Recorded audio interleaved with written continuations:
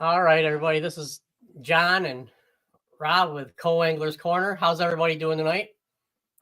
Hope everybody had a good new year and ready to start off the year right. 2024, new year, new start. So ready to roll. Yes, sir. All right. Tonight's guest is Trevor McKinney. He's a very accomplished angler from Illinois. Not just angler, but he's also a hunter. So, I looked at his resume a little bit earlier today, and I'm like, wow, that's and quite got a guide impressive. service. Got a guide Yeah, service. it has a guide service. Yep. College Angler of the Year, Bassmaster Classic qualifier through college. Was he 5-time high school All-American angler?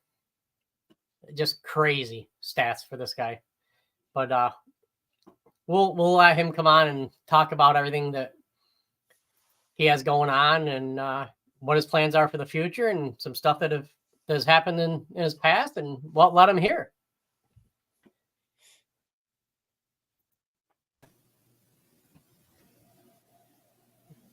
Good evening, sir. How are you? I'm doing great. How are you guys? Not too bad. Great, man.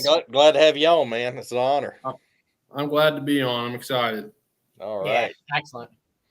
So, I knew how good of an angler you were, just by looking at some of your BASS stuff, but I didn't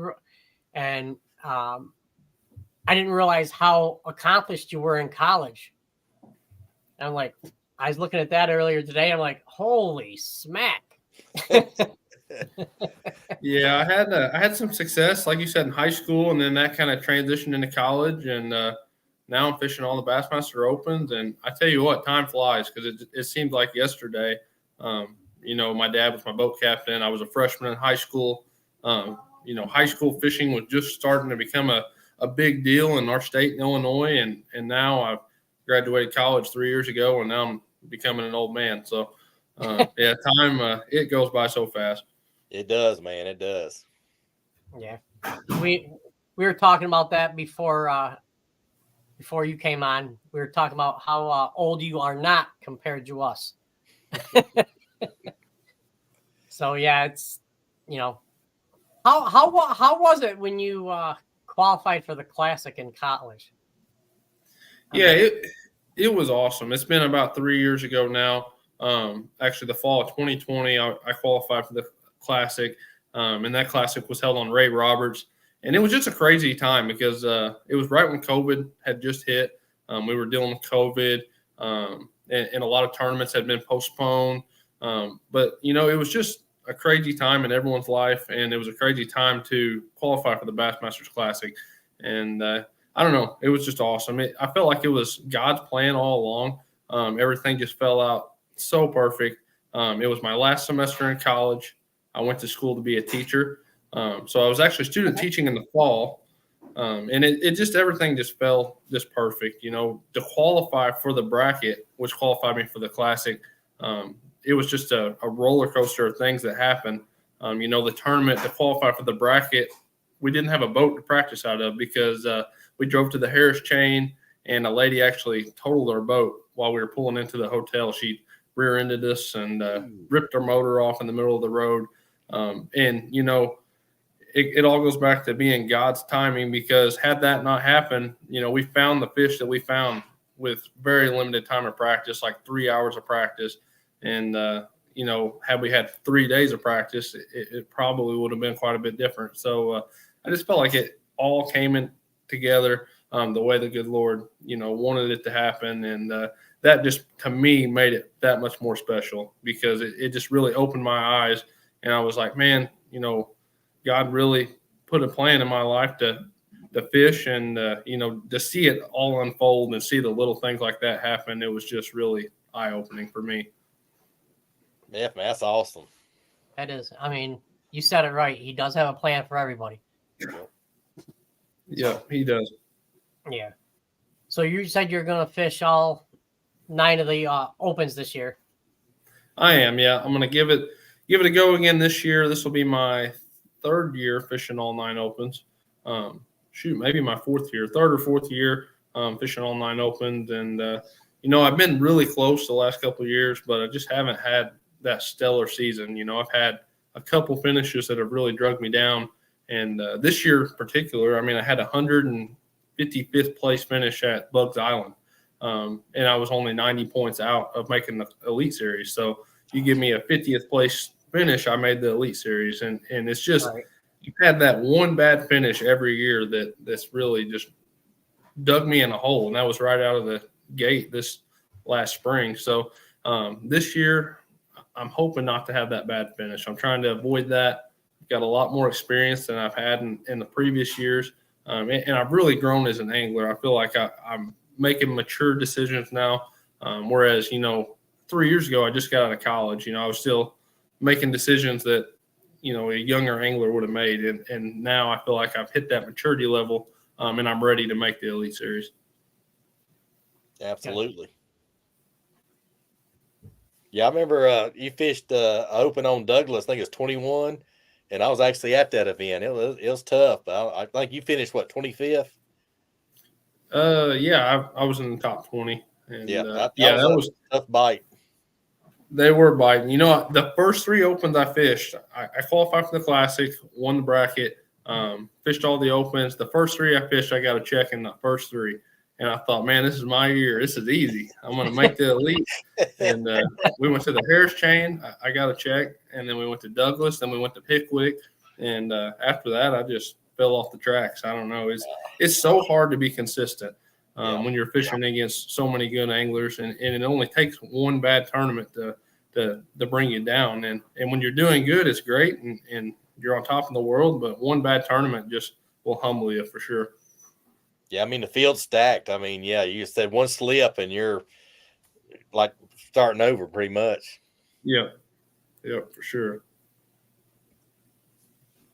But Douglas, man, you can't beat out. You launch out of Denver City, and you got the Smoky Mountains in the background. It's pretty cool. That's one of my favorite lakes to fish. I was hoping we were going back this year, but no, not this year.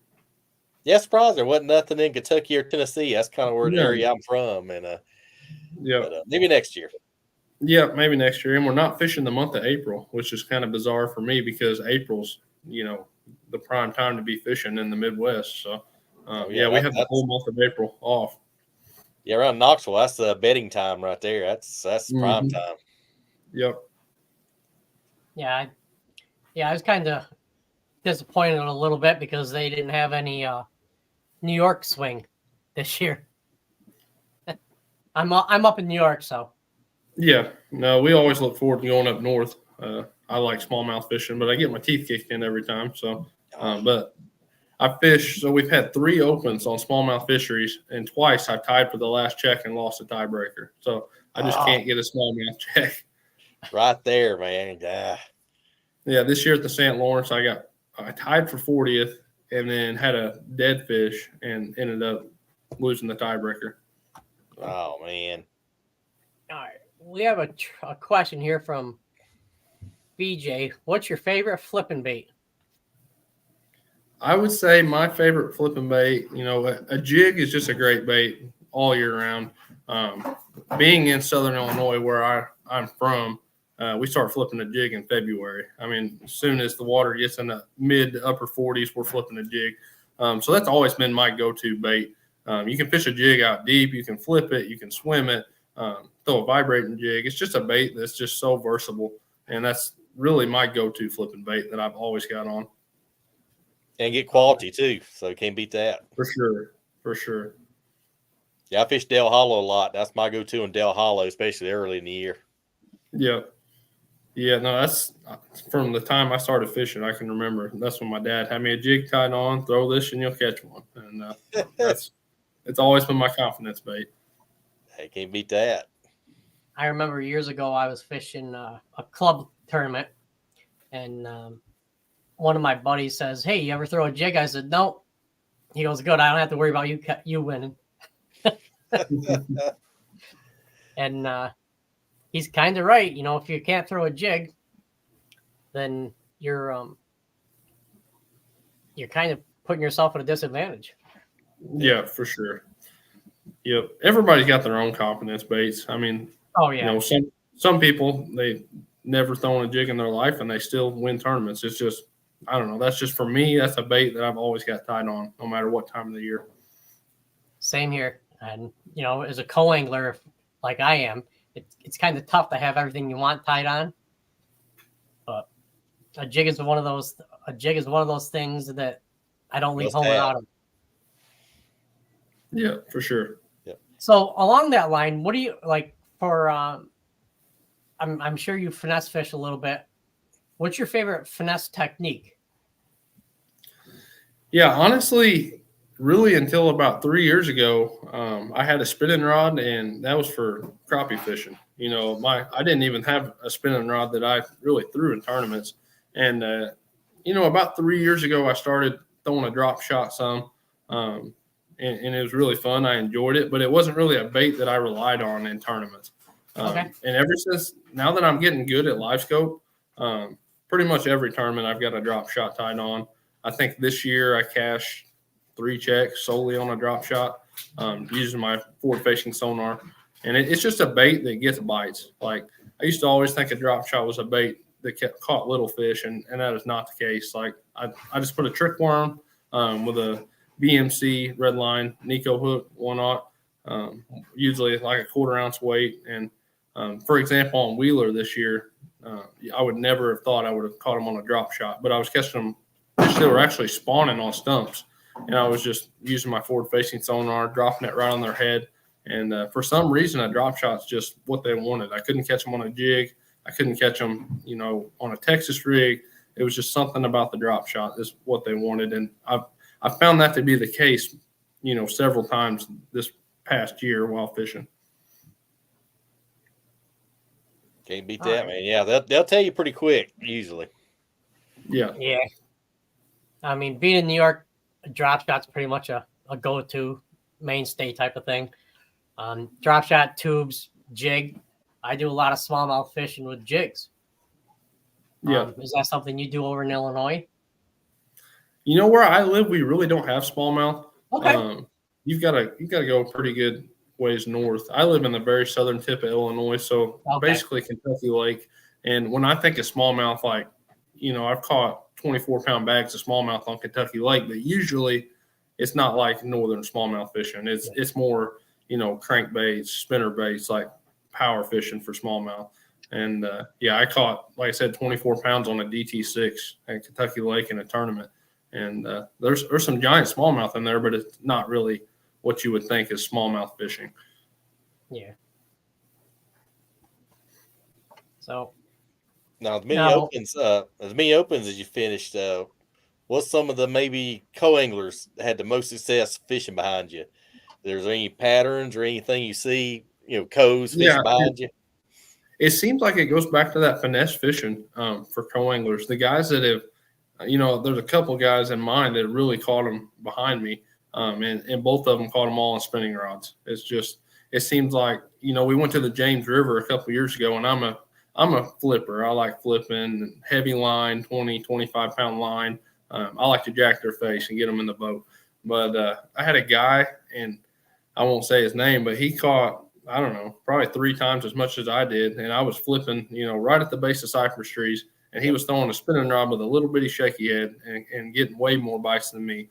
So days like that are aggravating, but it's a good learning experience, you know, to see that there are fish that can be caught behind you throwing different techniques. And sometimes, you know, I catch myself wanting to throw the heavier stuff, but it'll get more bites sometimes it'll pay off to throw, you know, more finesse style baits. Definitely. Pulse Psycho says, hey, Trevor. What's up? So what body of water are you looking forward to the most this year as far as in the opens? I'm really looking forward to this first event on Okeechobee. You know, I feel like I'm unprepared right now. I'm trying to prepare every day. But like we talked about, it's hunting season in Illinois. It's prime hunting time. Duck season then, deer season then. So it's hard for me to think about fishing when there's so many, you know, animals to be out there hunting right now. But I'm trying to get in that mode and start thinking about this first tournament because Florida has always been good to me. You know, with the Harris chain, I qualified for the the Bassmaster College bracket. I've always done good in Florida. It seems like I've cut a check in both opens I fished there. So to get a good start in the opens would be huge, because last year I had a mediocre start. And when you're fishing 9 events to try to qualify for the Elite Series, a good start goes a long ways. Yeah, I heard, I don't know where it was, but they said the key to making the Elites is try to average a top 40 finish. Yeah. Oh. If you can get a top 40 finish every time, you'll make the Elites. Easy. Sure. Yeah. Yeah. Is there any place you're not looking forward to going? There's a couple places that I'm definitely unsure about. I've never been to St. Clair. I really don't know anything about St. Clair. So I'm a little uneasy about going up there, but I've gotten better at fishing for smallmouth, and forward-facing sonar has definitely, propelled my smallmouth fishing. Whereas a couple of years ago, we don't have smallmouth where I live. So it was something that I was more unfamiliar with. But now I feel like I've gone to the St. Lawrence River several times. I fished Oneida. I fished some northern smallmouth lakes. So I think I should be able to catch them. But you just never know when you go to a new body of water. And, 4 days of practice sounds like a lot. But you go out there to a body of water you've never been to, it goes by really fast. And before you know it, the tournament starts and you haven't found hardly anything and you just don't know what to do. So I'm a little uneasy about St. Clair for sure. Yeah.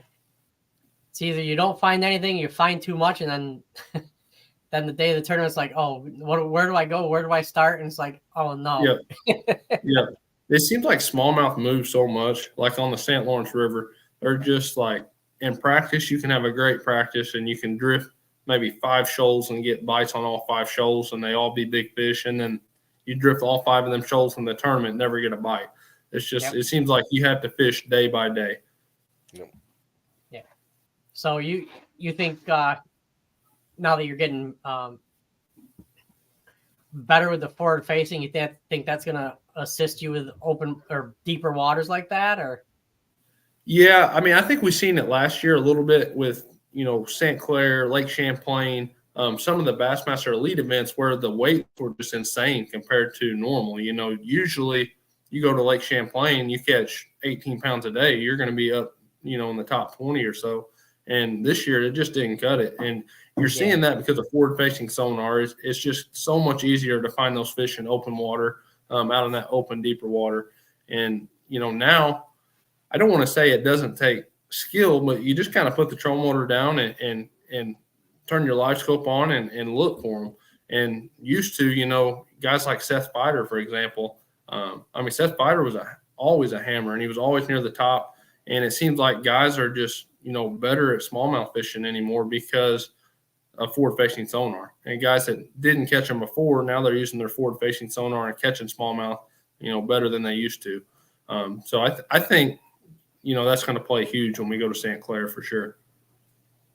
Yeah, I've been seeing the same thing at Dale Hollow. Dale Hollow is kind of a clear smallmouth, and forward face has made a big difference. That's been the winners the last 2 or 3 years, so it makes a difference there, I can tell you. Yeah, it's made a huge difference on all these bodies of water. It's just, you have your guys that just rely on it all the time, and they're always going to find fish on forward-facing sonar. And, you've got kind of your old school fishermen that maybe don't rely on it as much. And I think guys like that are struggling to find fish a lot more on, northern bodies of water and bodies of water where it's really reliant on forward-facing sonar. Yeah, definitely more consistent with the forward facing for sure. Yeah. The first 2 tournaments, I did not use forward facing last year, and they were my 2 worst finishes all year. And then I got a Garmin live scope. Once I started, really dialing it in, I just relied on it all year. And I think I had four checks. Out of 6 tournaments, I had 4 checks and had 2 that I tied for the last check. So I was really consistent pretty much every tournament once I started relying on my forward-facing sonar. Yeah. Nice. Well, there's all this talk about should it be not allowed? Should they do away with it? And it's like everything else. You could be fishing out of a canoe. No, you got a bass boat. Technology. Yeah. If you don't stay up with the technology, you're going to get left behind. Yeah, it's just like a tool, like everything else, like power poles or whatever. It's another tool. Yeah. Well, the thing about it, I mean, we all have access to the same tools. We all have access to really good equipment, and everyone has the same ability to use the same equipment. So if you can't compete with it, then you better learn to get better with it. Yep. It's just like for me, when the Senko first came out, it made terrible fishermen good because that's all they would do. They would throw a Senko all day and get good, but I didn't begrudge anyone for it. I mean, it was smart on them. If they knew they could catch fish on it, use it. Yeah, same way with A-Rig. I remember the A-Rig come out and guys, and then Day said, my arm's about to fall off. I was like, yeah, you got to work that thing. Yeah. Yep. Yeah. So we were talking a little bit before the show about an incident that happened to you. I think it was it Douglas Lake? Or Lay Lake, wasn't it? Lay Lake? Yeah. Lay Lake. Yeah, Lay Lake. Okay. You want to talk a little bit about that? Yeah, so I've been struck by lightning 2 different times. Once I was in high school. We were on Kentucky Lake, and we were actually back in Big Sandy, and a big storm blew up. And you seen it come. It was one of them storms you seen it coming and thought, man, we better get off the water. But we couldn't get off the water because it was coming from the north, and we had to drive through the storm to get off the water. So the best thing to do in our minds was to go hide under a dock. So we run across the lake, get under this dock, and I grab a hold onto the dock to pull the boat under it. And when I did, a lightning bolt was coming and just exploded the dock, blew the top off of it. And it went straight through me and knocked me out. And I literally blacked out. It just knocked me out. And I was like, when I got up, I was like, man, what in the heck just happened? But it hit the dock and just exploded, just blue light everywhere. So that was the first time. And it wasn't pleasant, but it wasn't as scary as the second time on Lay Lake, where we were running across the lake going about 60, and a lightning bolt hit me hit the seat I was sitting in or hit my shoulder. But it just come out of nowhere and just nailed me. And the same thing happened. I blacked out, come off pad. And then I looked at my partner. I said, what in the heck just happened? And then as I said that, a bunch of thunder shook the whole boat. And he's like, you all right, man? You all right? I'm like, yeah, I'm all right. And then 10 minutes later, I got sick, nauseous and sick in my stomach. So we actually called an ambulance and they come and picked me up. But I was all right. Everything turned out okay, but it was really scary for sure. Man, that's just wild. Yeah, concussion. I had one at work a few weeks ago, and that's no joke, man. They knock you out. You come to, and you're trying to figure out what happened, where you at. Yeah. It was really scary because at first I was fine. He's like, you all right? And I'm like, yeah, dude, I'm fine. And then it hit me sudden, I was just sick, bad sick, nauseous, and wanted to throw up. And I don't know. It was pretty scary, but. That was amazing. They checked all your vitals and your heart rate and everything was cool. So that's amazing, man. Yep. Everything was all good. And then we ended up winning the tournament. So, wow. There was 170 boats and we ended up winning the tournament. So. Now, was it what type of tournament was it? That was a Bassmaster College wild card. Okay. Yep. How you want to talk about your Bassmaster Classic experience? Yeah, it was just it was awesome. Whole event and everything. Yeah, it was different because the Classic was supposed to be in March. It was on Ray Roberts. So I was super excited because Texas in March, they should be shallow. I should be able to catch them up shallow, flipping, pitching. So I was super excited. And then with COVID, it actually got moved back to June. And it actually turned out really good. It should have been really good for me because the water was up 6 feet. It was up in the bushes. Guys were catching them flipping. I had the best practice I've ever had of any tournament. It was surreal, really. I was catching 25 pounds. Well, I was shaking them off, but I was getting 25 to 30 pounds of bites every morning before 8 o'clock on a shad spawn. And I was catching them all on a frog. And then I caught an 8 and a 7 2 days of practice, and it was just unreal. Like, I thought I was going to win the tournament. And then the first day, so I went to my first spot, and it was blown out. I made a rookie mistake, and then I went to my second spot, and Steve Kennedy had already caught 20 pounds off of it. So I was like, oh, crap. And then on day 2, I didn't even get a fish the shad spawn because we had a storm delay. Yeah. So it was, I don't know, it was a weird tournament. It went by so fast. Like, it was the first day of practice, and then before you know it, the tournament was over, which that's how all tournaments go. They go by so fast in the Opens even. It's like you start practice, you think, man, I got a whole week, and then you're packing up to go home. But, yeah, it was an awesome experience. It was one that I'll never forget, and I definitely want to make the Classic again because it was just unreal.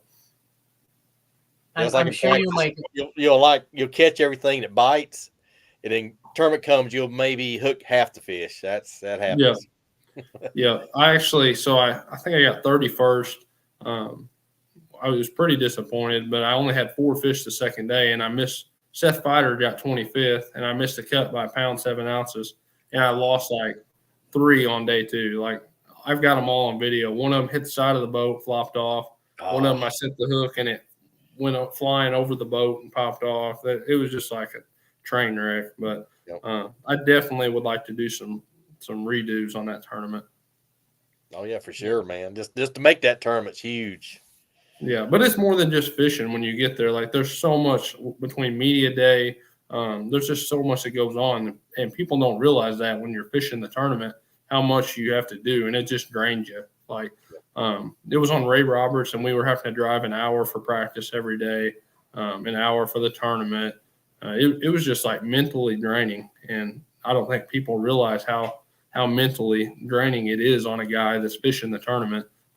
People just kind of think you show up and just go fishing, and that's not the case, especially that week. Yeah. And being in Austin, it's kind of weird. I was down there for that tournament. Actually, I flew in with my youngest son. He never flew, and it was a great trip. And went down to Alamo, seen the Alamo. It was pretty cool. Yeah, it wasn't awesome. I think we weighed in. We weighed in at the Astro Stadium. It was really cool. Yep. Yeah, a little stadium right there. Yeah, it had a good, neat setup. But I worked for a couple sponsors. I remember it had the big white tents. Yeah, it had the fans going. It was hot as Hades. Yeah, it was awesome. Yeah. So I just had a question. My cat jumped up on my lap. Sorry about that, guys.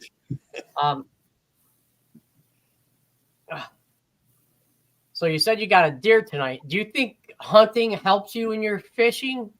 Because I've talked to several anglers, and some think that it does, and some's like, no, it has nothing to do. It's totally opposite, and things like that. Do you think being an avid hunter helps? Yeah, I mean, I think for me, I don't know. Hunting is like an addiction for me. I love to hunt almost as much as fishing, if not more. And I don't know that it helps me because I could be fishing all winter, better in my fishing skills. And I just have a hard time doing that when it's hunting season. So I spend way more time hunting than I should. And I live right by one of the best lakes for winter fishing in our state, Newton Lake. And, I get over there some, but I don't get over there as much as I should during hunting season. So I don't think it really helps me much. But I don't know. I think it helps just spending time in the outdoors. I think you're always learning stuff, about life. You learn stuff about the cycles of animals. So I can see where somebody would think it possibly helps, fish. Yeah, because deer's got kind of the same patterns. They got the same seasonal patterns. So yeah, I can see the correlation there. Yep. What is your favorite style of hunting? I mean, what's your favorite animal to go after?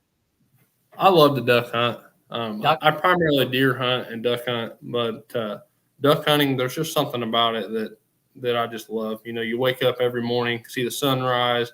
There's just something about it that I can't get enough of. And unfortunately, we've had a really tough duck season this year. I guess it's just been way too warm. I started my duck season off. I went to Canada and hunted in Canada, so I got pretty spoiled there. And then I come back home, and it's just been a really tough season for us. Yeah, same here. I mean, I'm in central New York, just out of the snow belt area, and we still have grass on the ground, green grass. So Yeah.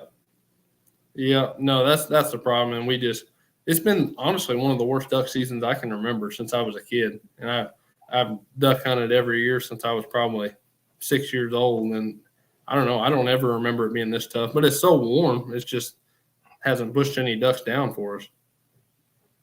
Yeah, I know my area. I'm in central Kentucky. We're still in the drought. They got like water conservation alerts and all kind of stuff. We're still way below rain. Yeah, and that's a problem too. There was no rain in Canada, so they didn't have a very good hatch anyways. It's just been a tough year for hunting. Yep. And my mom and dad still live in kind of southwest Mississippi on Louisiana, near the Louisiana border, and they're the same thing. It's so dry. Yep. A lot of the gator hunters had to go up north because all the gators was moving north. So it's weird how it kind of affects everything. Yeah, it's been a dry year for sure. Yep. Has the elites or professional fishing been your dream for a long time? You know, some people say ever since I was a kid I wanted to be a professional angler. Yeah, it's definitely always been my dream. That's what I've always wanted to do. It just costs so much money to fish. You know, to fish the Opens, it costs a ton of money, and you qualify. You know, for the Elite Series, it costs a ton of money too. So I wanted to fish Bassmaster Opens, qualify for the Elite Series, but financially I wasn't ready for it. And that's another thing that goes back to just, I feel like it was all God's plan for me to be where I'm at now. Because I didn't have the money to do it. I wanted to do it, but I didn't have the money. And when I won that college bracket, it just opened the doors for me to fish that. I won a Toyota Tundra to use for the year. I won a boat to use for the year.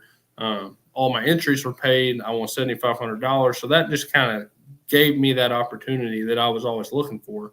And once I got the opportunity, it just, you know, opened the doors for some sponsors. I got some really good companies that are supporting me. So it opened that aspect of things. And then it just, you know, I was just able to continue fishing because my finances have been better since I won that tournament. Yeah, and contingencies definitely help, man. There's all kind of contingencies out there. For sure. I won. So last year alone, I won $5,000 just for driving a Toyota.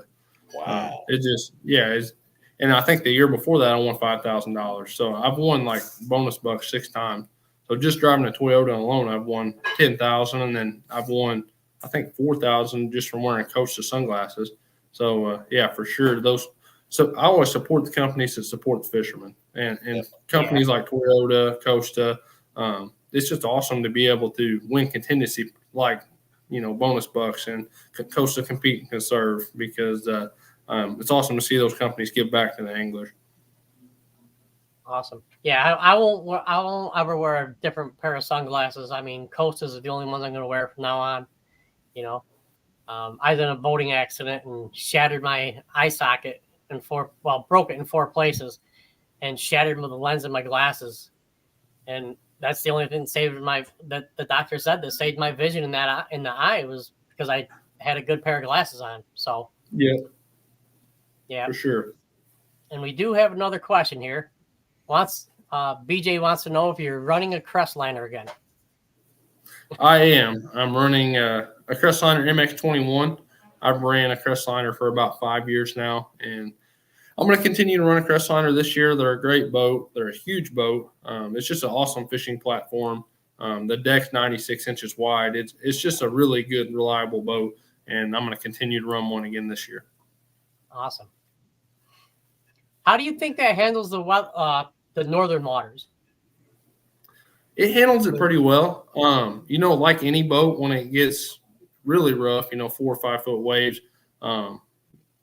I don't know. It rides good, but it does ride wet. If you hit a wave, you know, if you hit them straight, it doesn't ride that bad and that wet. But if you hit them sideways, then you better have your rain suit. Yeah, I wear my rain. I mean, being in New York, you know, I learned to wear my rain suit in the beginning of the day, and anytime I'm running. Yep. Because you don't know. Oneida, we fished an open on Oneida, and I was actually running a Nitro. The boat that I had won for the college bracket, and it was like 6 footers. Like, it was crazy. It was some of the roughest water I've seen. In Oneida, 6-footers are different than Lake Ontario because 6-footers on Ontario, you can ride them and go down and ride them up, go down. But I swear it was the roughest I've ever seen any body of water on Oneida. And I don't care what boat you're in. When it's that rough, it's just miserable. Was that a couple years ago? Yeah, I think it was 2021. Yeah, I fished that tournament. A good friend of ours from Virginia, Jeremy May, he fished it too, and he wasn't real happy because he got with a 6-footers because 6-footers on Oneida is a lot different than 6-footers most places. Yeah. Yeah, I dropped a 5-pounder at the with an hour left in the day at the boat, which cost me over $1,000. So yeah, because it was really tough that year. Like it was. Yeah. I think I tied for 40th, and I only had like 23 pounds in 2 days. It was pretty tough. Dang. Yeah, I mean, I remember being from here. I remember when 12 pounds would win a tournament on Oneida. And 12 pounds just gets you why you travel so far. Yeah. Anymore. When it gets that rough, do you just like keep your nose way up higher, or how do you usually ride those waves that big? Yeah, usually I'll just take it easy. Go about 20 and keep my nose up, and the boat handles fine. Mike Resslander, I've been in some 40-mile runs at the Chesapeake Bay 2 years ago. I was running 40 miles one way, 40 miles back. I was doing the same thing at the Red River. So I'm not scared to make long runs in my boat. And when it gets rough, you just have to slow down. I don't care what boat you're in. I've seen guys just beat the crap out of themselves and their equipment, and it's just you just have to slow down and take it easy. Yeah, I've seen guys knock their trolling motor off, the power pole off. It's crazy. And I feel sorry for the co-anglers because they have no control over anything. They're just holding on for dear life. Yeah. Long for the ride. Sometimes that stuff just comes off. It doesn't matter if you're going 20 miles an hour or 80. Yeah. I've been with guys up on Champlain where, you go up and you come down and smack it, and there it goes. Or Lake Erie's another one like that. Yep. Yeah. So. Yeah, I've caught one of my boaters sonar. It come off and wire's still on there, but I caught it like a football. All right. Rob, you have anything else? Any other questions for him, or? Going into this year, do you think you're gonna still kind of fish like you did last year? You gonna add anything in, or what do you think?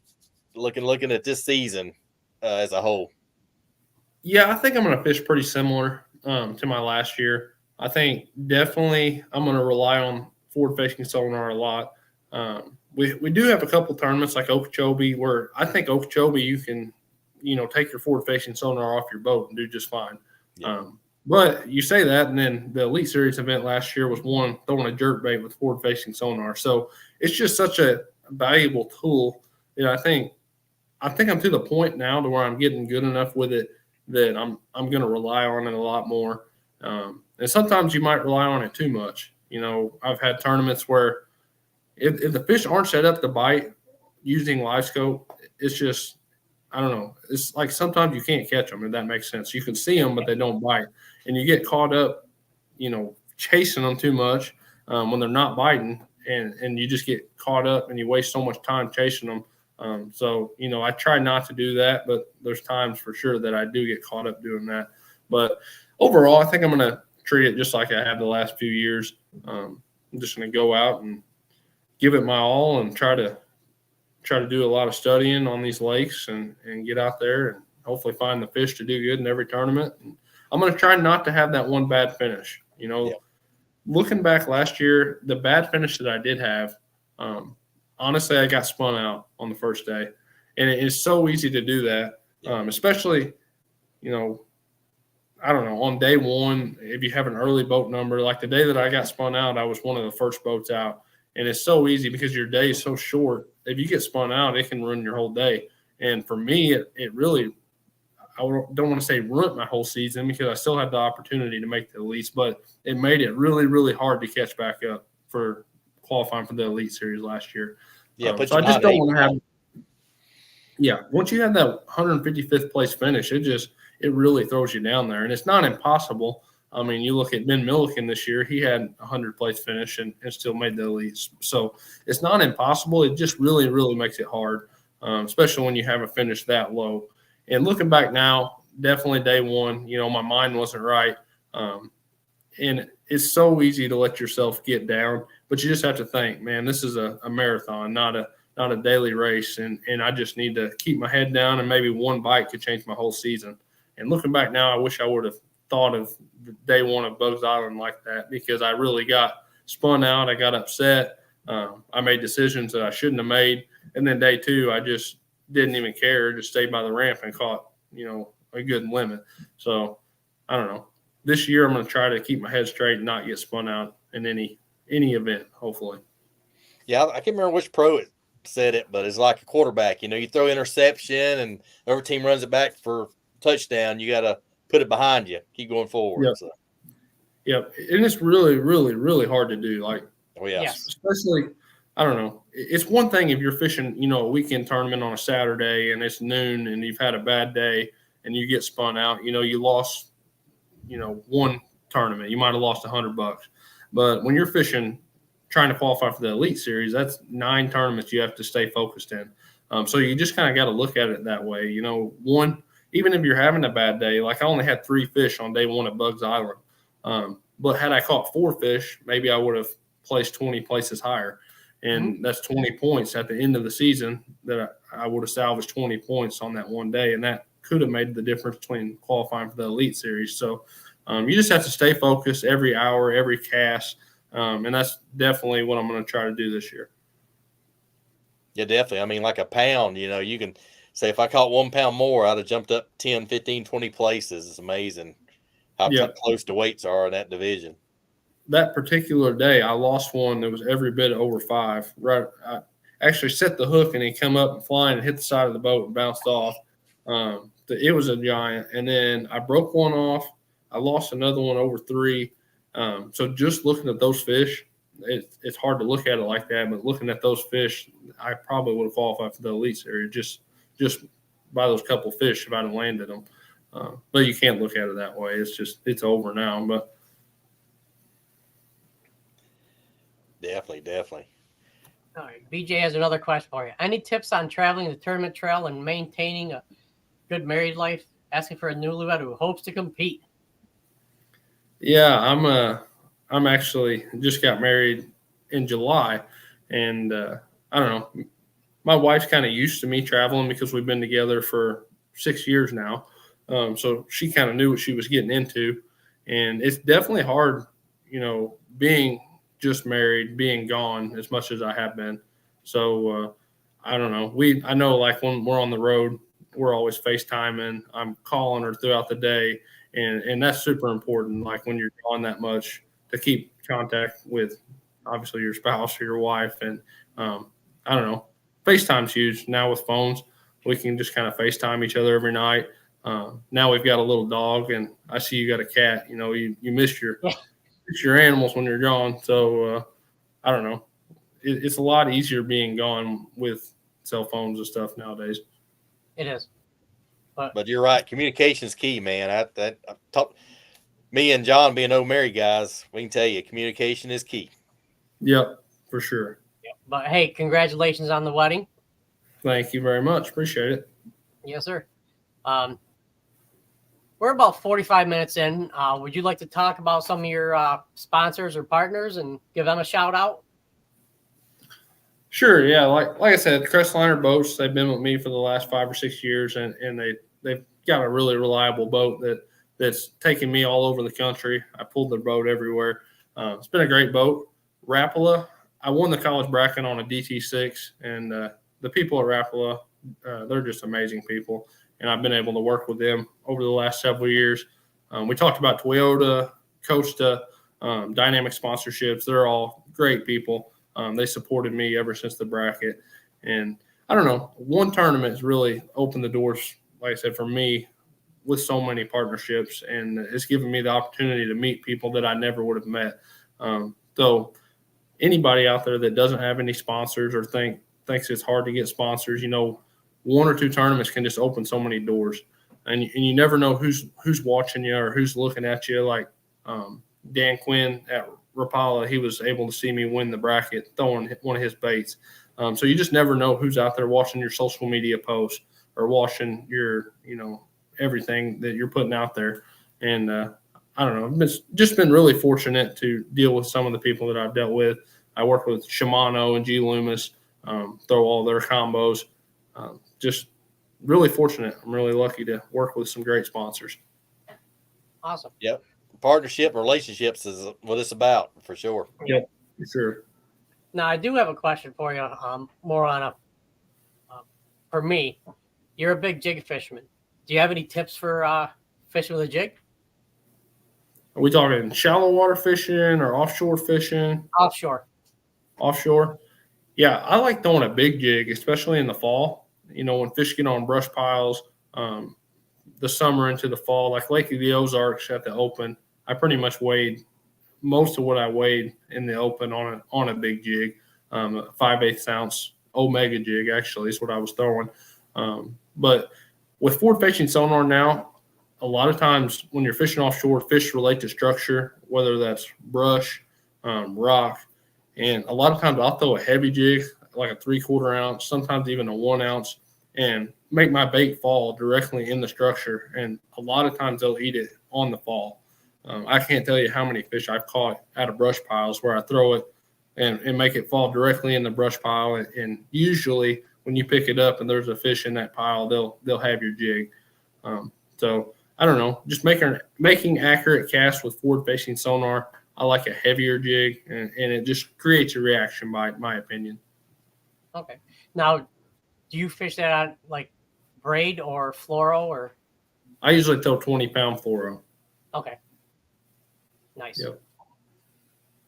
All right. Anyone else have any questions for Trevor? We'll let him get back and get to taking care of his family and his deer. Yeah. You got a lot of cutting up to do. Yeah. Oh, yeah. But Nothing. Congrats, man. Congrats on getting one. Congrats, That's yeah. awesome. Thank you. Appreciate it. All right, bud. Well, we're going to let you go. And thank you very much for coming on. And great show. Good luck this year. And I hope you do make the elites. Yeah, good luck in Opens, man. We'll be watching. Hopefully next year we're doing another podcast about the Elite Series. I would love that'd be awesome, man. We'll be watching, rooting you on, that's for sure. Yes, sir. Yep. Thank you guys very much. All right. Thank you, sir. Trevor. Oh, what a good show. Oh, my goodness. Great guest, man. He had all the juice. Yeah. I mean, we talked before. Such an accomplished young angler. But good head on his shoulders. Yep. And got hit by lightning twice. Not once. Twice. Yeah. How amazing is that? That is crazy. So, all right, guys. So we're off for a couple days, and we'll see you again on Monday. We have a show coming up, and that is going to be with. Oh, let me figure it out here. Get the calendar up. Pam Horn. She's going to be our guest on Monday the 8th. And then Tuesday the 9th is Michael Bell, 2-time co-angler of the year in New York State, back-to-back. And the 10th is going to be a great show. Not that the other two aren't, but something I've been trying to figure out how to do is spy bait. Mike Mueller with Dual Realis. He's going to talk to us a lot about spy baiting. So everybody have a good, safe weekend, and we hope to see you on Monday. Take care, everybody.